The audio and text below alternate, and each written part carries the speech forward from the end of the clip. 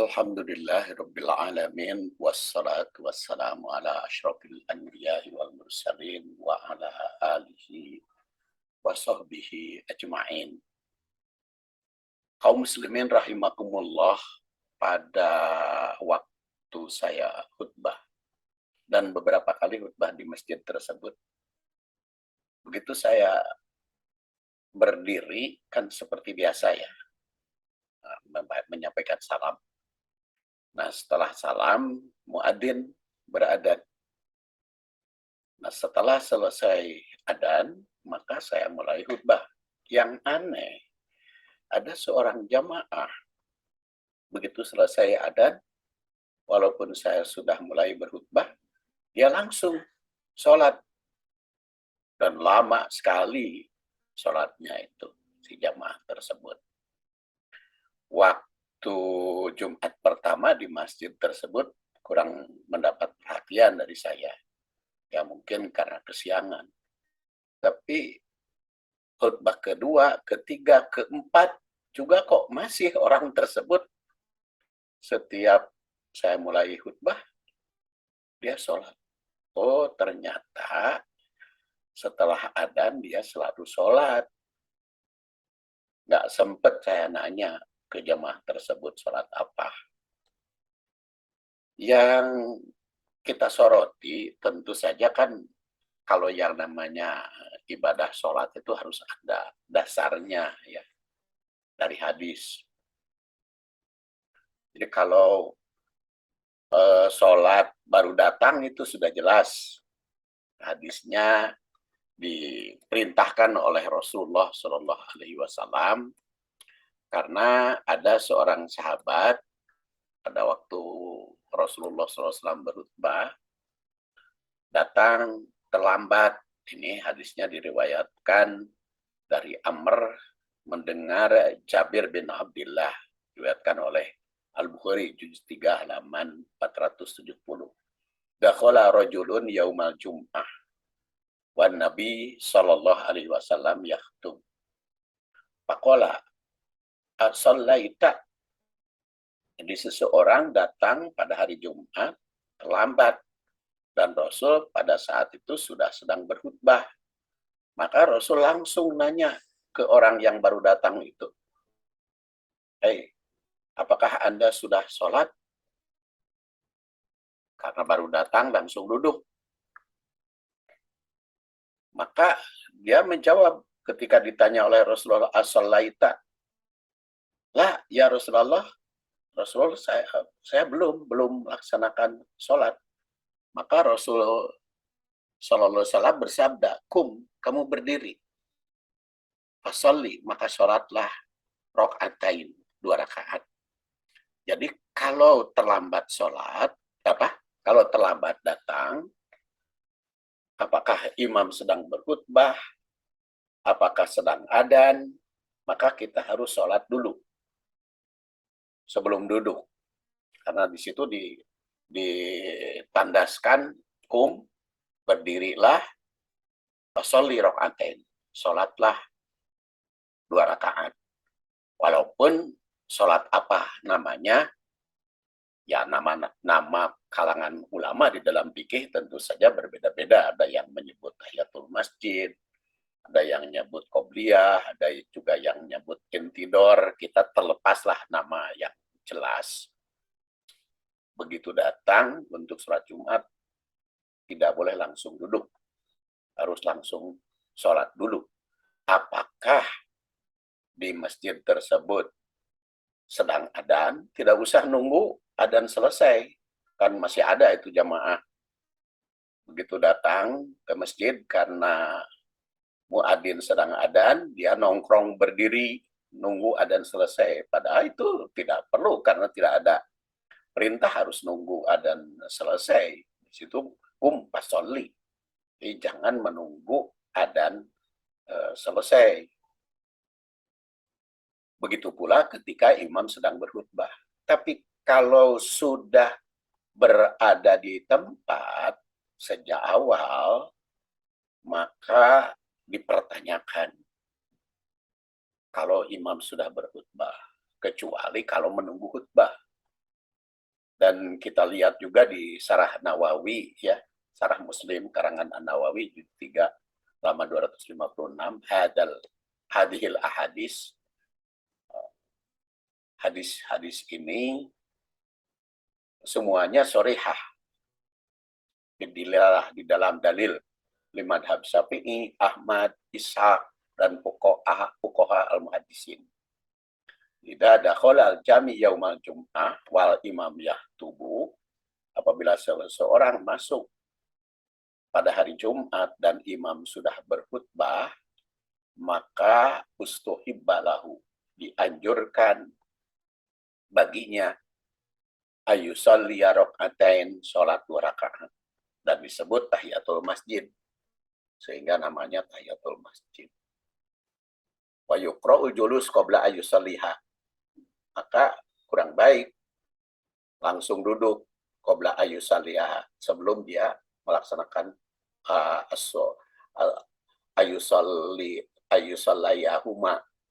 ayusallihuma, sebelum sholat 2 rakaat itu.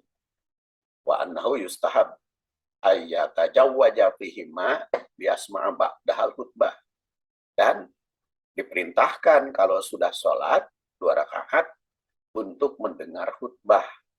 Nah, ini kata Imam Nawawi disepakati oleh madhab Syafi'i, Imam Ahmad, Ishaq, maupun imam-imam yang lain. Jadi, yang dianjurkan sholat 2 rakaat itu bagi yang baru datang. Jadi kalau sudah berada di tempat, sudah sholat, sebelumnya sudah nunggu, maka dianjurkan untuk langsung mendengarkan khutbah. Jadi tidak ada sholat apabila imam sudah berkhutbah bagi yang sudah sholat 2 rakaat. Yang semestinya itu adalah diperintah untuk mendengarkan. Itu juga Imam Syafi'i, seperti saya kutip pada waktu yang lalu kan, thalabul ilmi itu khairun min sholatin nafilah. Thalab ilmu, memperhatikan khotib, memperhatikan ustadz, memperhatikan penceramah, itu lebih baik daripada sholat nafilah.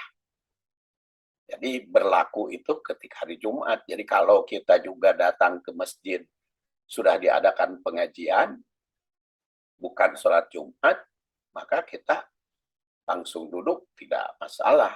Tidak usah sholat dulu kalau di luar sholat Jumat. Karena yang diperintah itu ketika sholat Jumat. Jadi hadis tadi itu menyatakan sholat sebelum duduk. Kemudian untuk Jumat tidak perlu berdiri nunggu adzan selesai. Sebab harus mendengar khutbah, jadi utamakan. Jadi walaupun muadzin sedang beradzan, kita datang ya sholat 2 rakaat. Dan jika imam sudah khutbah, sedangkan kita sudah sholat, maka tidak boleh mengadakan kegiatan apapun selain mendengar khutbah. Oleh karena itu tidak boleh sholat. Makanya kepada yang tadi jamaah tadi itu, kalau bisa mah DKM ya melarangnya, memberitahu, kasihan mereka melakukan sholat imam sedang berkhutbah, padahal dia sudah duduk dari sebelumnya. Jadi itu yang perlu ditegaskan.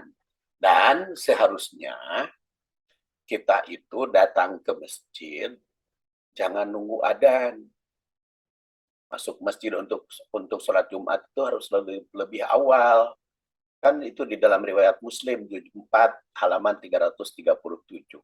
Manigtasala, summa atal jum'ah, fasallama qadurolahu, summa ansota, hatta yabrugha min khutbatihi, summa yusalli ma'ahu, gufirolahu ma bainahu wa mainal jum'ah al-ukhra.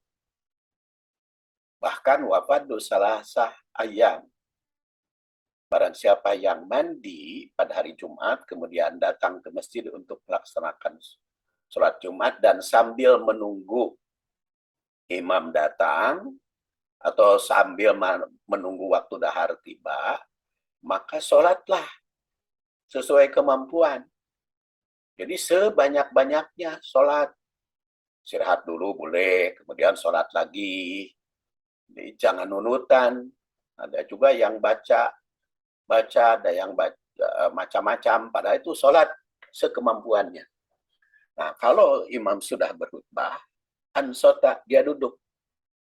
Mendengarkan, diam, ya, ansota itu. Hatta ya furgo min khutbati, sehingga imam selesai khutbah. Maka jaminannya,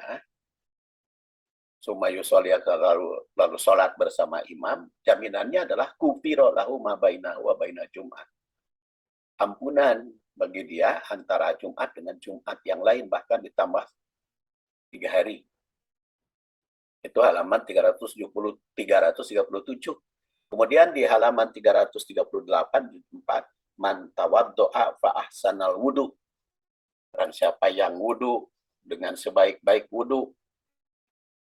Kemudian summa ata Jum'ah, datang ke tempat sholat Jumat, pas tama'a, mendengar wa'an sota dan mendengar, memperhatikan, maka ampunan. Jadi kalau tadi mandi, kalau ini mah wudu. Jadi kalau tidak sempat mandi, ya wudu saja. Tapi pas tama'a perhatikan sambil berdiam diri. Maka gufiro lahu bainahu wa baina Jum'ah. Baginya antara Jumat ke Jumat, diampuni dosa, wajiadah salah satu ayam, bahkan tambah 3 hari. Dan barang siapa yang berbuat tindakan ketika imam sedang berkhutbah, maka itu pakodago. Nah, berbuat sia-sia kalau tidak memperhatikan imam. Jadi jika imam sudah berkhutbah, duduklah memperhatikannya. Jangan mengadakan kegiatan. Dan jaminan bagi orang yang menunggu dari awal, itu diriwayatkan oleh Bukhari. Juz 3 halaman 466. Idza kana yaumul jum'ah, waqafat al-malaikah ala babil masjid. Kalau hari Jumat itu, maka malaikat berada di pintu masjid. Yaktubunal awal fal awal. Dia mencatat siapa yang datang pertama, kemudian kedua, ketiga, dan seterusnya. Nah, itu orang yang lebih dulu datang, maka kamasalil lati yuhdi badnah, seperti orang berkurban dengan unta. Kemudian yang berikutnya seperti kurban yuhdi bakoroh, sapi. Yang datang berikutnya summa kabsan, seperti kurban dengan kambing. Summa dajajah, datang berikutnya telat, sama dengan kurban dengan ayam. Summa baydoh, yang datang terlambat lagi, kurbannya sama dengan telur. Faidah khorojal imam tawau sufahum. Apabila imam sudah berkhutbah, maka malaikat itu menutup pintunya, menutup bukunya. Wayastami'una dzikra, malaikat itu mendengar. Jadi bagi yang datang telat tadi, imamnya sudah naik mimbar, itu tidak tercatat di dalam utamanya. Nah, ini kan banyak itu yang datang telat ya. Saya di beberapa masjid sering kritik gitu, kok datang ketika khotib sudah datang, imamnya pernah saya katakan imam sudah datang, makmunya baru 3 orang. Ternyata datangnya imam sudah berkhutbah. Berarti yang tidak tercatat itu, yang dicatat hanya 3 orang. Jadi hanya melaksanakan Jumat kewajiban saja, tidak punya nilai, tidak punya harga. Datanglah lebih awal, sholatlah sesuai kemampuan, dengarkanlah khutbah. Nah, kemudian setelah dengar khutbah, ikuti berjamaah, maka itulah yang mempunyai nilai. Terima kasih. Subhanakallahumma wa bihamdik, asyhadu an la ilaha illa anta, astaghfiruka wa atubu ilaik. Wassalamualaikum warahmatullahi wabarakatuh.